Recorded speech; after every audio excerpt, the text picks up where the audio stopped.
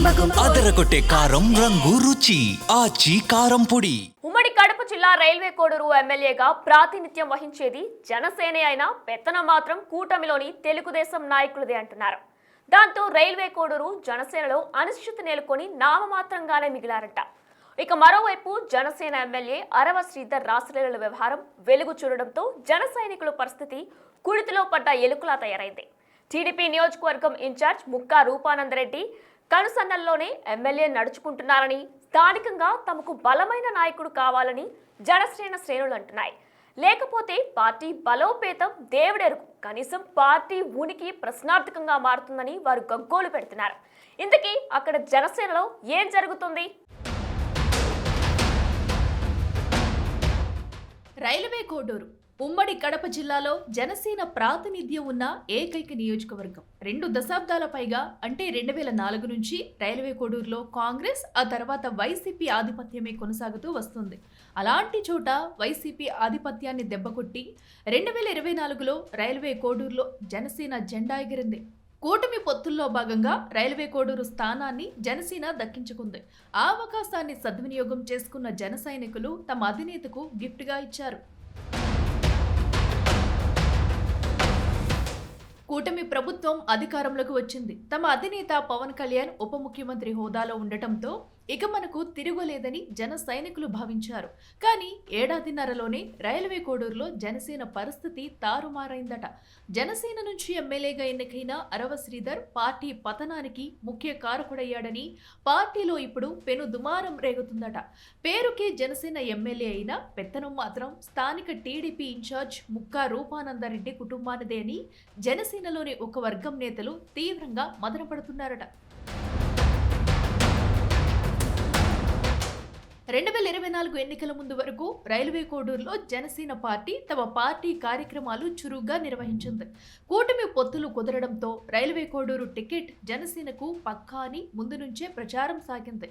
మొదట్లో యనమల భాస్కర్ జనసేన అభ్యర్థిగా ఫోకస్ అయ్యారు. అనుకున్నట్లుగానే 2024 ఎన్నికల సమయానికి యనమల భాస్కర్కు టికెట్ కూడా ఖరారైంది.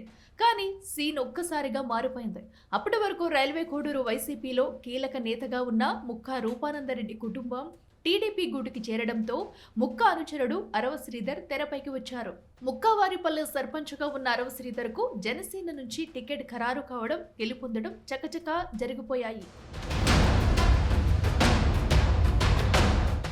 అక్కడే మొదలైందట అసలు ట్విస్ట్.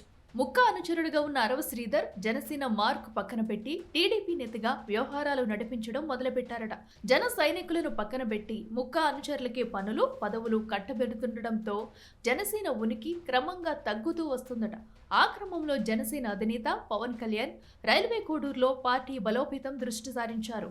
నియోజకవర్గంలోని మైసూరివారిపల్లెలో మెగా పేరెంట్స్ టీచర్స్ డే కార్యక్రమానికి శ్రీకారం చుట్టి గ్రామంలో పాఠశాలకు 60 లక్షల సొంత నిధులతో భూమి కొనుగోలు చేసి పాఠశాలకు అంకితం చేశారు. దాంతో ఇక అక్కడ జనసేన తిరుగుండదు అనుకుంటే ఇప్పుడు ఎమ్మెల్యేపై వచ్చిన లైంగిక వేధింపుల ఆరోపణలు, మహిళా ఉద్యోగినితో సాగించిన రాసలీల వ్యవహారం పార్టీ ప్రతిష్టతను మరింత మసకబారుస్తున్నాయట. రైల్వే కోడూరు ఎమ్మెల్యే వ్యవహారాన్ని సీరియస్ గా తీసుకున్న జనసేనాని పూర్తి స్థాయిలో విచారణకు ఆదేశించి పార్టీ తరపున కమిటీ ఏర్పాటు చేసి క్షేత్రస్థాయిలో విచారించాక రైల్వే కోడూరులో జనసేన పార్టీ పరిస్థితిపై విస్తుగులిపే విషయాలు తెలిసాయట. అక్కడ పేరుకు జనసేన ఎమ్మెల్యే అయిన పెత్తనం పూర్తిగా టీడీపీదే కావడం, జన సైనికుల సమస్యలు చెప్పుకోవడానికి నాయకుడే లేడని కమిటీ ముందు స్పష్టమైందట. కనీసం పార్టీ తరపున కార్యక్రమాలు చేపడుతున్న దాఖలాలే లేవట. తమకు ఎలాంటి పని జరగాలన్నా టీడీపీ నేత తలుపు తట్టాల్సిందేనని జన సైనికులు కమిటీ ముందు వాపోయారట. పరిస్థితి ఇలాగే కొనసాగితే 2029 ఎన్నికల నాటికి పార్టీ పరిస్థితి మరింత దిగజారడం ఖాయమని కమిటీ సైతం అధినేతకు నివేదించిందట. మరి అధినేత పవన్ రైల్వే కోడూరు పరిస్థితిపై ఎలాంటి నిర్ణయం తీసుకుంటారో, భవిష్యత్తులో రైల్వే కోడూరులో జనసేన పార్టీని ఎలా బలోపేతం చేస్తారనేది జన సైనికుల్లో ఉత్కంఠ రేపుతుంది.